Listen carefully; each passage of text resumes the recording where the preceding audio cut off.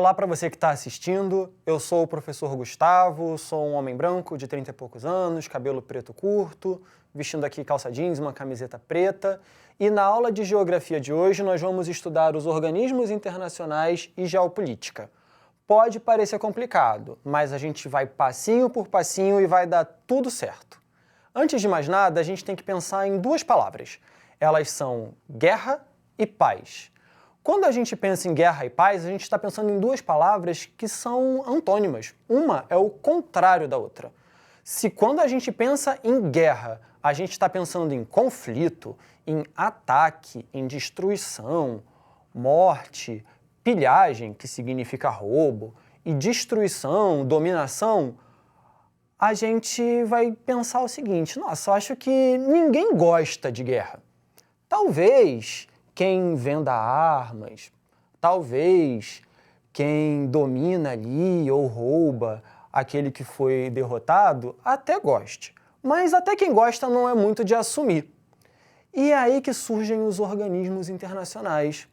Nos organismos internacionais, os estados nacionais, Estados Unidos, Moçambique, Brasil, Austrália, eles vão se reunir para evitar, ou pelo menos parecer que querem evitar, novas guerras.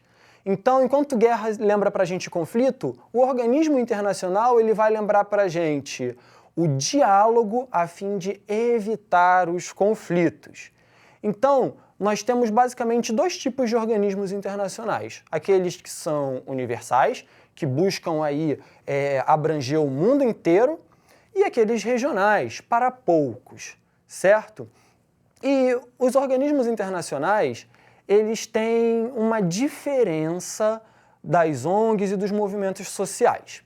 Quando a gente fala dos organismos internacionais, a gente está falando de ambientes onde os governantes de cada Estado nacional, né, eles vão se reunir para debater e resolver problemas. Então, eu tenho uma imagem agora, que vai passar para vocês, de alguns exemplos. A gente tem aí, por exemplo, a ONU, que é a Organização das Nações Unidas, a gente tem a OPEP, que é a Organização dos Países Exportadores do Petróleo, e a OMC, que é ligada à ONU, que é a Organização Mundial do Comércio. Quando a gente está falando sobre conjuntos de cidadãos que se importam com alguma causa e tem uma iniciativa, a gente pode estar falando de movimentos sociais ou ainda de ONGs. E eu trouxe uma imagem para vocês de algumas ONGs. Aqui eu tenho o Greenpeace, que é uma ONG internacional também, que atua em muitos países e atua a respeito do meio ambiente. E eu tenho o Médicos Sem Fronteiras, que é uma ONG também internacional humanitária, que vai levar médicos e saúde onde faz falta. São dois muito importantes. Eu vou falar um pouco para vocês sobre os princípios dos organismos internacionais. Então, nos organismos internacionais, a gente tem, em primeiro lugar, o diálogo. A gente pressupõe, dentro de um organismo internacional, que todos possam falar e ser ouvidos. Diálogo. Nós também temos acordos, né? Esses estados nacionais, eles entram em acordos. Cada um cede um pouco e se chega a acordos. Nós temos a agenda. As agendas, elas são compromissos para o futuro. Nós também temos o que a gente chama de multilateralismo, que é o contrário de unilateralismo. No unilateralismo, apenas um dos lados tomaria as decisões, né, e decidiria o que seria feito dali em diante. No multilateralismo, todos têm o poder de chegar a um consenso. E também nós temos uma coisa muito importante chamada de legitimidade, né? A legitimidade significa que todos considerem aquilo como legítimo, ou seja, que as intenções daquele organismo internacional elas são boas e que os efeitos daquele organismo internacional são bons. A expectativa é que seja tão bom quanto parece. Agora, na realidade, nem sempre é assim. A gente pode ter algumas contradições, né? Então a gente tem aí nessa imagem, primeiro um pudim, né, perfeito, lindo, de dar água na boca, e em seguida ali uma realidade que não saiu tão perfeita assim. A ONU, ela surge no pós-guerra, né? Como a gente viu, o organismo internacional muitas vezes ele surge para evitar novas guerras. E o próprio site da ONU diz que a intenção da ONU é promover e manter a paz nesse mundo que a gente vive, que está em constante mudança. Além disso, ela é um espaço para se discutir os problemas em comum entre os estados nacionais e também chegar a soluções. Hoje a ONU conta com 193 Estados-membros. A ONU ela tem 5 órgãos principais, certo? Que são a Assembleia Geral, o Conselho de Segurança, o Conselho Econômico e Social, a Corte Internacional de Justiça e o Secretariado. Eu trouxe o organograma do site da ONU para mostrar isso para vocês. Então, quando a gente fala da Assembleia Geral, é onde todos os Estados-membros se reúnem anualmente para debater e estabelecer normas, para tomar decisões, né? Então lá a gente tem uma série de programas e fundos que servem para discutir e solucionar problemas relacionados ao meio ambiente, à alimentação, à habitação, à infância, etc. A OMC, que é a Organização Mundial do Comércio, está ligada à Assembleia Geral e a gente vai falar dela daqui a pouco. Nós também temos ali, em laranja, o Conselho de Segurança. O Conselho de Segurança ele tem 5 membros fixos, que estão sempre lá, e a gente tem 10 membros rotativos, que são países que são eleitos lá na Assembleia Geral e têm um mandato de apenas 2 anos. Agora, sobre o Conselho de Segurança, sobre os membros fixos do Conselho de Segurança, eles são Rússia, China, França, Reino Unido e Estados Unidos. Se a gente parar para perceber, não tem nenhum país da América Latina, não tem nenhum país da África, nem da Oceania. Então a gente tem um desequilíbrio de poder, certo? E para que seja tomada qualquer decisão quanto a punir, penalizar algum país ou mesmo usar força militar armada em algum país, os 15 membros do Conselho de Segurança têm que concordar. Agora, já aconteceu dos Estados Unidos fazerem uma intervenção armada no Iraque sem o apoio dos 15. Apenas o Reino Unido apoiou e ainda assim eles fizeram essa intervenção. No Conselho Econômico e Social são debatidos assuntos sobre economia, problemas sociais e problemas ambientais. Ele é formado por 54 membros, que são eleitos para mandatos de 3 anos lá na Assembleia Geral. E é aí que a gente tem algumas organizações importantes no Conselho Econômico e Social, como a OIT, que é a Organização Internacional do Trabalho, a FAO, que ela vai cuidar da agricultura e alimentação, a OMS, a Organização Mundial da Saúde, que ela está sendo muito falada agora nesse contexto da Covid, o Banco Mundial e o FMI, né, que empresta dinheiro aí a juros para vários países. A gente tem a Corte Internacional de Justiça.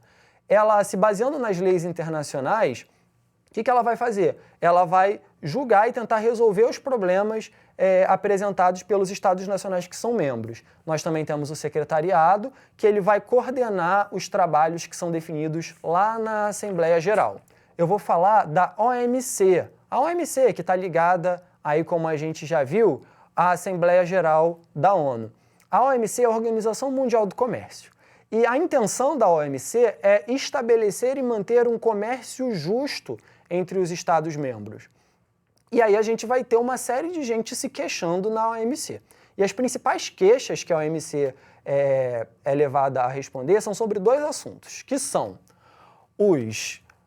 as barreiras comerciais, né, principalmente as barreiras chamadas de protecionistas, e os subsídios desleais. Então vamos lá. Uma barreira comercial, uma barreira protecionista, ela serve quando um país ele tem alguma estratégia para evitar a concorrência de produtos de fora dele, certo? Então, os países que querem vender para aquele país que tem uma barreira, eles ficam bastante chateados e se queixam lá na OMC. O outro é o subsídio desleal. O subsídio, ele é um patrocínio. Então é quando o governo ele coloca dinheiro ali, né, dinheiro nosso, para ajudar ali aquele produtor a produzir mais ou a produzir mais barato. Então, nos outros países onde você não tem esse subsídio, o pessoal fica bem aborrecido. Agora, existe uma queixa recorrente na OMC, de que eles pegam muito mais no pé dos países que são mais pobres, dos países, né, que têm uma economia menos avançada, do que nos países mais ricos. Então, fica aí também uma crítica aí sobre essa desigualdade dentro da OMC. A gente tem o logo da OMC ali em cima e a gente tem o mapa com os países membros da OMC. Agora eu vou falar sobre a Organização dos Países Exportadores de Petróleo, a OPEP. A OPEP ela surge em 1960 lá em Bagdá, no Iraque. E ela é formada por esses países aqui, ó: Irã, Iraque, Kuwait, Arábia Saudita, Venezuela, Líbia, Emirados Árabes Unidos, Argélia, Nigéria, Gabão, Angola e Guiné-Bissau. Vamos pensar juntos. Esses países todos, eles são riquíssimos em petróleo. E o petróleo ele é um recurso estratégico, né? A indústria não funciona sem petróleo, os transportes não funcionam sem petróleo. E tem uma outra coisa interessante, tudo que é de plástico contém petróleo. Você já conseguiu pensar como seria um dia da sua vida sem nada de plástico? Pois é, sem petróleo, hoje em dia, do jeito que o mundo funciona, nada daria muito certo. Daí a gente tem o seguinte, que esses países eles têm muito petróleo, mas quem controlava como esse petróleo seria explorado, a quanto ele seria vendido, para quem ele seria vendido, eram empresas do Reino Unido e dos Estados Unidos. Daí eles formam a OPEP e agora juntos eles tomam essas decisões. Agora a gente vai falar um pouquinho sobre a OCDE. A OCDE ela é a Organização para a Cooperação e Desenvolvimento Econômico. Essa organização ela vai dizer respeito a países que se reúnem, né, para cooperar, para trabalhar juntos e buscar aí o desenvolvimento econômico. Quando a gente fala de desenvolvimento econômico, a gente está falando de 5 coisas: acumular riqueza, desenvolver tecnologia, qualificar a mão de obra, né, os trabalhadores, aumentar a produtividade, tanto na cidade quanto no campo, e também a competitividade, né, fazer com que os seus produtos sejam os mais procurados. Daí que a OCDE ela sofre também uma crítica, que ela é considerada aí o clube dos ricos, porque dos 37 países que fazem parte da OCDE, a maioria são países riquíssimos, né? Estão entre os países mais ricos do mundo.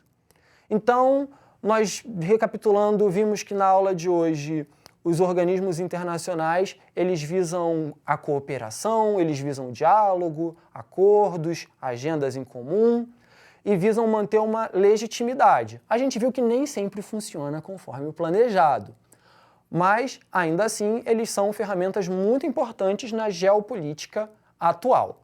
Confere? Então, eu tenho um desafio para vocês agora, que eu vou projetar já já. Número 1, na tela. E eu pergunto, qual das alternativas não mostra um dos objetivos dos organismos internacionais? Presta atenção na palavra não, que não mostra. Então, seria A, paz, B, cooperação ou C, guerra?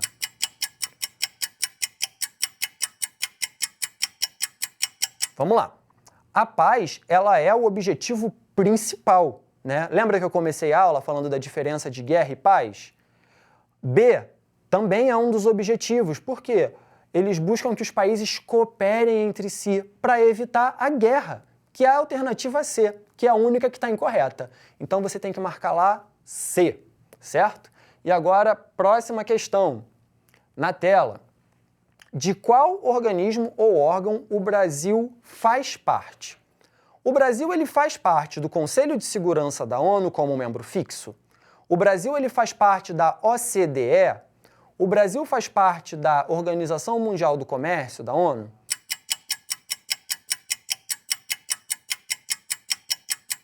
Então, dessas 3, o Brasil só faz parte da Organização Mundial do Comércio, da ONU. O Brasil ele é candidato, ele quer fazer parte da OCDE, mas ainda não foi aprovado. Pessoal, espero que vocês tenham gostado da aula, foi um prazer estar com vocês, até a próxima.